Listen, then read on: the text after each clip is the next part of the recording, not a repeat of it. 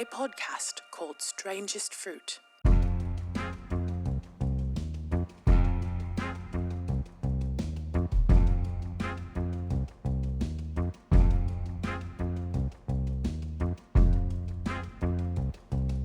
want to welcome everybody today.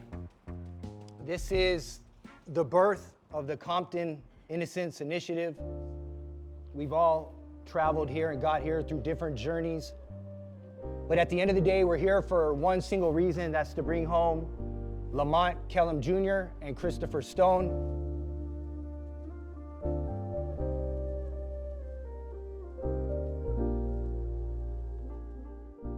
Countless hours, countless minutes, days, years, seasons, holidays, basketball games, football games, walks in the park, walks on the beach, sitting in silence. These men have lost that. It's gone. Seeing their daughters and their kids and their mothers go just the day-by-day things that we really don't care about because we live it every day. They don't get to have that. And I put on a suit for all this, and this suit symbolizes something.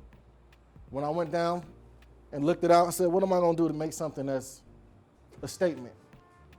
You know, we get a bad rap in Compton, South Central, Long Beach, Watts, you know, we the bad guys. We don't know how to act. We're gonna be the first person they blame, but I have on blue, I have on burgundy, I have on white, and I have on brown.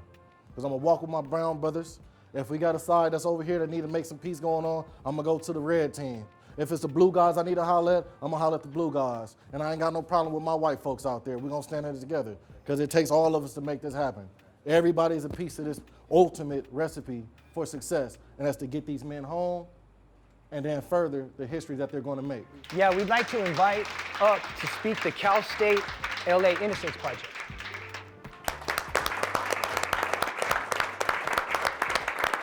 So welcome to the Pittsburgh Davis Forensic Science Center. My name is Kathy Roberts, and I'm the Executive Director of the California Forensic Science Institute.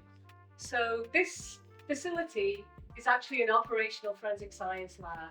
So they, depending of course on what floor you're on, they analyze physical evidence in this building for the entire jurisdiction of LA County. Wow. So there's a lab or two above us, a lab or two below us. But on this particular floor, this is the academic floor, and we have a bunch of different academic programs where we actually train future forensic scientists. So that's our role.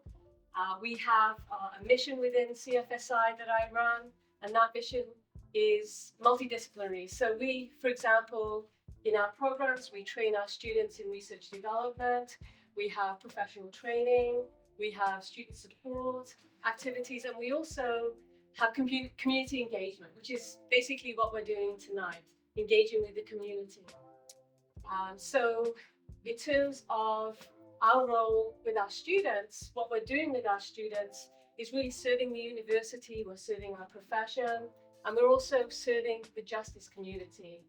For me in particular, I have a passion for using my scientific knowledge for the greater good. And I try to instill that every day in my students too.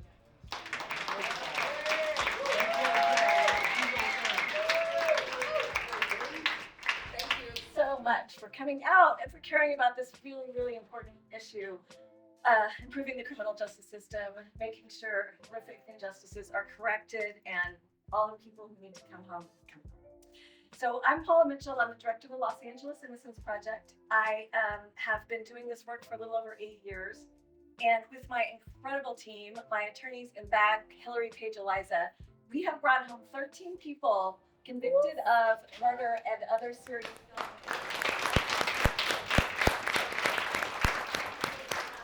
Combined, these people spent almost 300 years in prison for crimes they did not commit. So I know that there are no exact numbers of how many people we think are still incarcerated who are innocent, but it ranges from 40,000 to 100,000 across the country. The system gets it wrong far, far more than we want to believe. So at the project, we really focus hard on making sure exonerees are part of our program. And we have as policy advisors people who have lived experience, people who were wrongfully convicted and are now home. And one of them you're going to hear from later is Frankie Carrillo. He's one of our policy advisors. We don't just try to get people out, we try to make sure the system changes for the better so that it stops happening. And by listening to people like Frankie, going to Sacramento, talking to the state legislators, trying to get them to understand that we need changes in the law to help prevent this from happening going forward, we really can broaden our impact. Our project is the only project in California that takes cases from death row. We work on the very, very, very hardest cases that other projects turn down. And in fact, I think almost everybody we've brought home was somebody who was turned down by other projects. So we don't shrink from the hard work. It is incredibly difficult.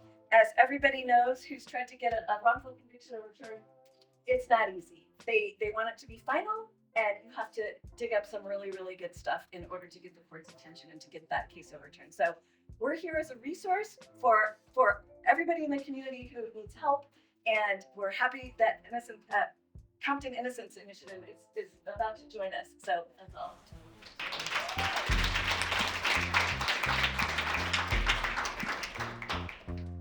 We thank you guys again, and we don't shrink from the battle. That was the line that I took. We're gonna keep fighting until we bring Chris and Lamont home, and then we're gonna go back for more.